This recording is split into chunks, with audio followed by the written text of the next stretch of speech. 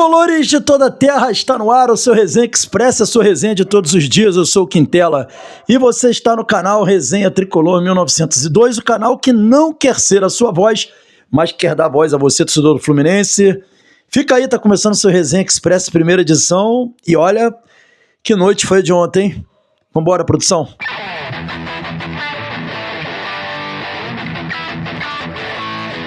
Resenha Express voltando, galera. Peço a vocês que se inscrevam no canal, ativem o sininho das notificações e deixem o like. Fazendo isso, você diz que esse conteúdo é legal, nos ajuda a crescer cada vez mais. Quem puder também deixar um hype nesse vídeo, nos ajude aí. O hype faz esse conteúdo ir a mais pessoas, beleza, galera? Galera, vamos falar de Fluminense, notícias importantes do Flu. A gente vai começar falando de campo e bola, né, que é o que importa aqui, na verdade. Depois a gente vai falar um pouquinho sobre os desdobramentos de ontem. Pedindo aí a vocês que prestem atenção depois aí, que a gente vai falar sobre um assunto importante aqui. E vamos lá, galera. O zagueiro Davi renovou com o Fluminense até 2028.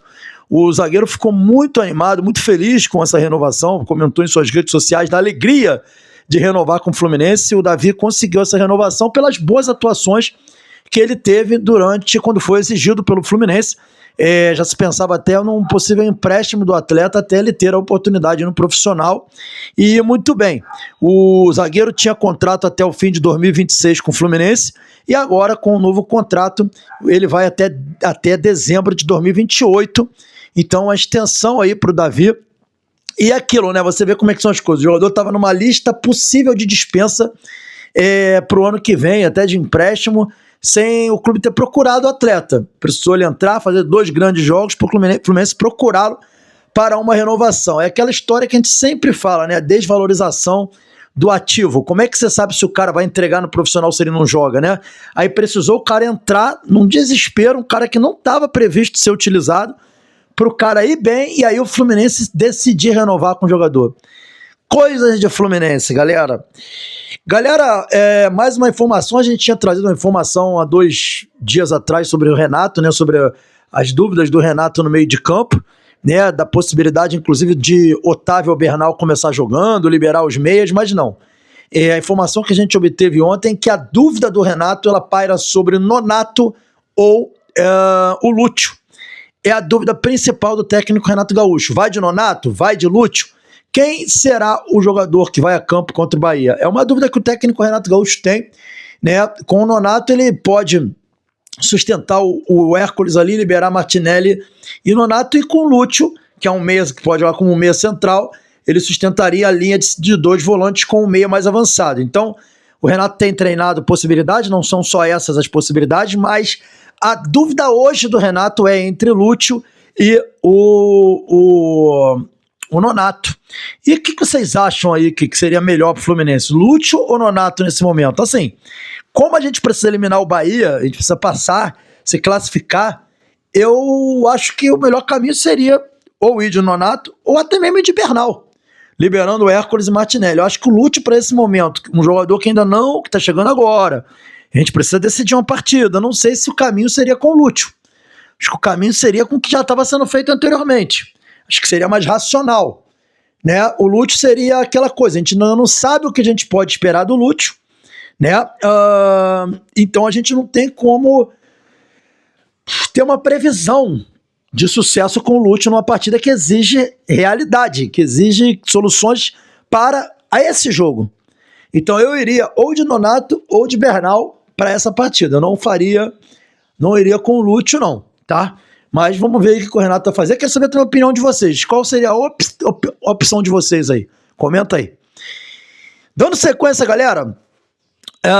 Ontem teve a reunião do Conselho Deliberativo do Fluminense. Vocês viram aí, né, como é que foi a reunião do Conselho. Foi apresentada a proposta de SAF do Fluminense, tá? E muitas informações surgiram dessa apresentação da proposta, mas muitas dúvidas ficaram também. Dentre essas dúvidas que ficaram ali para muita gente, a gente vai tirar essas dúvidas hoje. Hoje às 19 horas aqui no canal a gente vai fazer uma live, uma super live, repercutindo, né? Repercutindo o que aconteceu ontem. Vai ser o Resenha com a galera com essa pauta. Nossa resenha com a galera vai ser mais cedo hoje, 19 horas, repercutindo a apresentação do projeto de SAF do Fluminense. A gente vai trazer os pontos sensíveis, o aporte inicial, vamos falar também da receita de 6 bilhões durante 10 anos. Todas essas dúvidas que surgiram ontem, nós falaremos na live de hoje, 19 horas. De antemão, que fique muito claro aqui, para muitos, essa apresentação da SAF foi frustrante. Tinha gente achando que ia ter aportes mensais de 1 bilhão no Fluminense, e a gente está vendo que a receita de 6 bilhões estimada, ela não é do investidor, não é dinheiro novo, é dinheiro do próprio clube. Mas enfim, a minha opinião sobre isso, as dúvidas que vocês podem tentar tirar também, de trocar uma ideia, 19 horas a gente vai tratar disso. Mas de longe, algumas respostas também vieram, né?